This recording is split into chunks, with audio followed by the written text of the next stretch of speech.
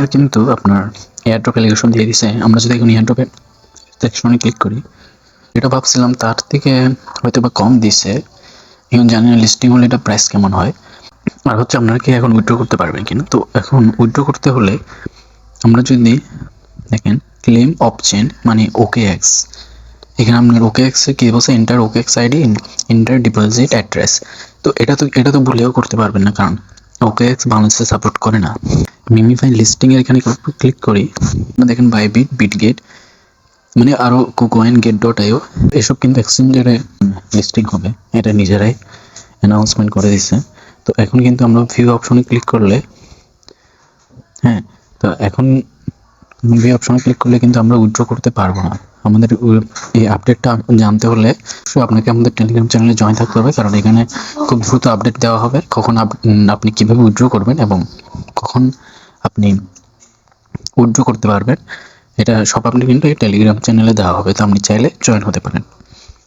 তো এখন আসি আপনার টোকেনের প্রাইসের প্রেডিকশনের ব্যাপারে। তো আমরা যদি কয়েন কোডেক্সে যাওয়ার পর এখানে সার্চ অপশনে সার্চ করব মিমিফাই, মিমিফাই যদি সার্চ করি, দেখেন সেকেন্ড নম্বরে এই মিমিফাই উপর ক্লিক করলো। তো কোডেক্স কিন্তু ভালো, এদের প্রাইস প্রেডিকশন প্রায় এরকমই হয়ে থাকে। এখন বলা যায় না লিস্টিং এর পর কি হতে পারে। মিমিফাই একটা টোকেনের প্রাইস যদি 0.055 করে হয়, মিমিফাই টোকেন পাইছে।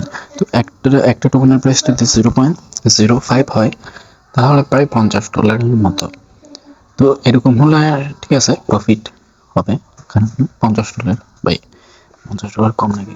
তাহলে এখন কিন্তু আপনারা উইথড্র করতে পারবেন না। বাংলাদেশে যারা আছেন তারা কিন্তু উইথড্র করতে পারেন, ইন্ডিয়া ছেলে কিন্তু উইথড্র করতে পারে, কারণ ইন্ডিয়াতে OKX সাপোর্ট করে।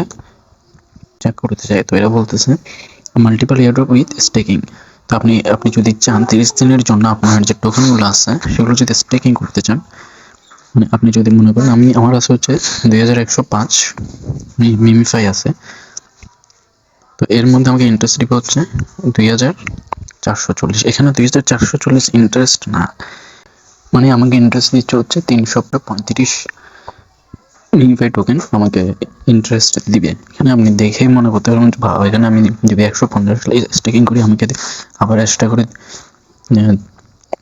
2440 মিমিফাই দেবে। এটা কিন্তু না, এটা পুরাই একটা মানে মাইন্ড গেমের মতো। এটা যে বুঝবে না সে কিন্তু মারা যাবে। এটা কিন্তু আবার 30 দিনের জন্য, আবার 30 দিনের জন্য কিন্তু এটা আবার আপনার স্টেকিং মানে কিন্তু লক হয়ে যায়। 30 দিন লক ডেট, মানে ডিসেম্বরের 16 তারিখ এটা লক থেকে আনলক হয়ে যাবে। তো এটা চাইলে করতে পারেন, এটা আমি চাইবো না যে আপনি স্টেকিং করেন। যদি বেশি টাকার প্রয়োজন হয় তাহলে স্টেকিং করার দরকার নেই। তো উইথড্র সব আপডেট এখন বিটগেটে কীভাবে উইথড্র করবেন সব আপডেট আমাদের টেলিগ্রাম চ্যানেলে জয়েন থাকতে পারেন। ধন্যবাদ।